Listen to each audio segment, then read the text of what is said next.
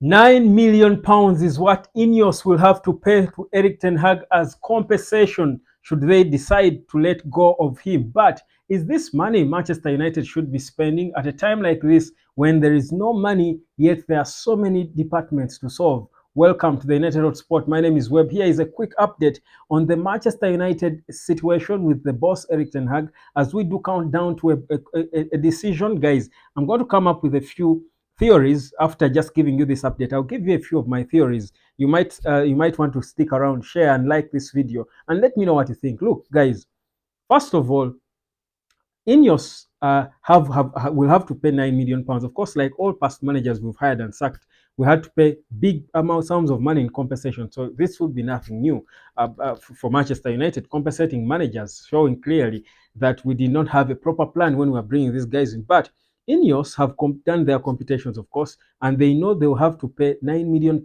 should they let go of Erik Ten Hag. Now, I've been trying to do the math, and I'm thinking £9 million plus about £2 million paid for Jason Wilcox. Add on about, I mean, Newcastle are still holding out for £18 million at least for Dan Ashworth.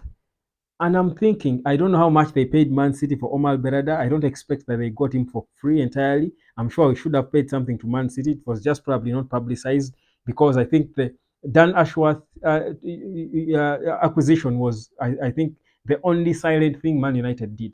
And I'm thinking that's close to £30 million that would be spent on non-footballing people, just changing the structure. This is the cost of the rot at Man United, one, and we appreciate it. But I'm thinking, would it be worth it to let go of Erik Ten Hag, not give him a chance of maybe an extra season, let go of him and pay him £9 million at this point in time? Would it make sense? Would it be worth it? That's something you can think about. Now, I've also been thinking of a theory saying, of course, the reports are suggesting that Ineos are most likely going to give us a pronunciation very soon, before the end of this week, which ends in 2 days, really. But I've been thinking of a theory, and I'm thinking, could these guys be holding out for their beloved Gareth Southgate and might not give us a decision until when England is out of the Euros? So could we be set to wait until after the Euros? And that they could, and by guys, it's a realistic, it's a possibility, however unfortunate that would be, but it's a possibility because for the longest time we've known that Ineos have been extremely interested in Gareth Southgate. Now could they be making it their plan now to say perhaps they hope England doesn't reach so far? Southgate has confirmed his final squad, 26-man squad, 2 Man United players in Kobe Mainu in there, and who else? Is it one, by the way? I forget the second. And Luke Shaw. Kobe and Luke Shaw are the only 2 Man United players in the squad. And of course, the theories, again, I told you today, I'm going to come up with a lot of conspiracy theories. I came up with a conspiracy theory around Casemiro and the FA Cup final. Many of you debunked it, but I eventually was proved to be right by Amrabat himself, the brother to Sofian Amrabat. So inadvertently, that's him. So as Luke Shaw is in the England squad, I was thinking, did he fake an injury so that he would be fit for the Euros?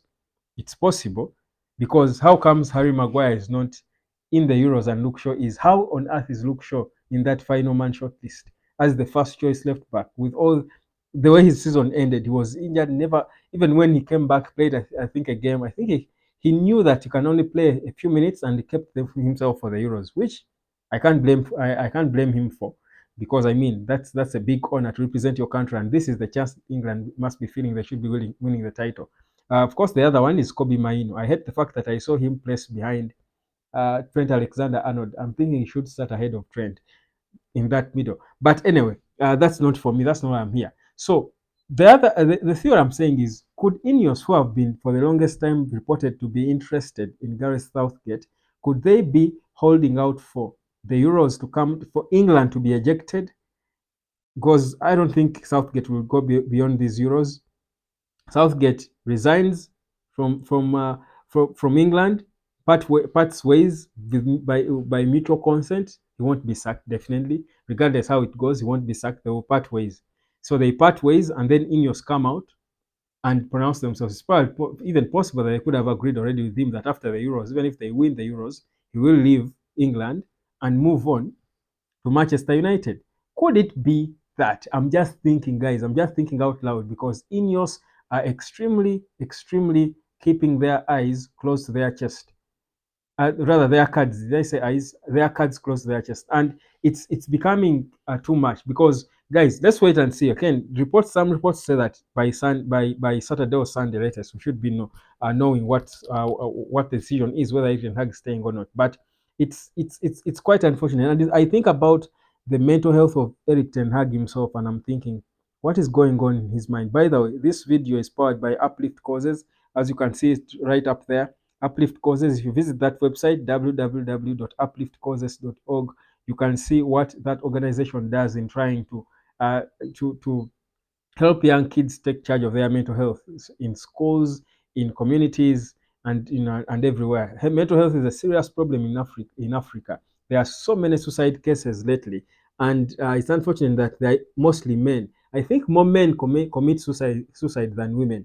It shows you men suffer more. This is mental health month, for men's mental health month. And guys, that's a quote for you. That the quote for this video is that being a man doesn't make I mean, you have to tough it out alone.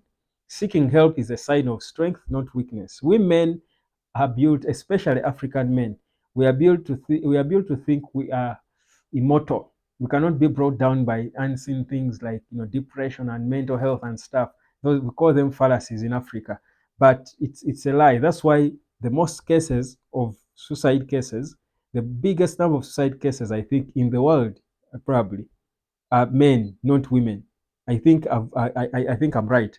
So it's a wrong thing. So that message, of course, is powered by Uplift Causes. Go there, visit that website, and of course, you study it and see if it's something of interest. You can join them and try to support this awareness. I think Africa is at the awareness stage when it comes to mental health, but also mental health in football and sport is so important. I'll tell you. You can imagine. I saw Harry Maguire's message after being left out of the team. I saw Madison's message. You clearly, they certainly need all forms of support to try and get through this period. It will be extremely difficult for them to sit in their houses. Maguire will know he had a chance ahead of Dunk. He's better defender than Dunk, than Guehi. He will feel, it won't be easy, especially if England go on to win it, because there are too many of the favorites. If they go on to win it, how will he feel watching from home when he's not part of the team? This is the only chance they had. He had to try and push for it. So it's difficult. So mental health is real, and it doesn't matter who you are, how wealthy or poor you are, mental health is real. So that's why, as Africa, if we are going to to bring forward a strong generation, we need to help them when they are young. That's what Uplift Causes is doing. I think it's a good cause. You might want to back it up. But you feel for the mental health of Erik Ten Hag after winning the FA Cup, then his job is under serious scrutiny. Then you think about the players, the Man United players. You are emerging, you're Managerial emerging, but they're already trying to bring in Michael Olise in your position. All that, guys, the things that these players go through in their heads are crazy. No wonder Ineos are saying they're bringing a ban and players should not be, mingling and breaking bread with cleaners and what have you, guys who cut who trim the hedge. So they need to be protected in all ways. So that's exactly what's going on with Manchester United. But that what I gave you as a theory. I think Ineos are still for Gary Southgate or Thomas Tuchel if they're going to sack Erik Ten Hag. But the cost of sacking him is quite much. £9 million is not peanuts for Man United in this situation we are in. So let's wait and see what will happen. So like, share, and subscribe, and I'll catch you later. Kobe Mainu, I told you he's in the squad. He's nominated for the Golden Boy Award. He's FA Cup Player of the Season, and some people are actually saying he didn't deserve it. And I'm thinking, which football are these people watching? But clearly, those are non-Man United supporters, naysayers. So we shouldn't give them, I think, ear. We should just ignore them. Subscribe to the United Sport. I'll catch you later, fam.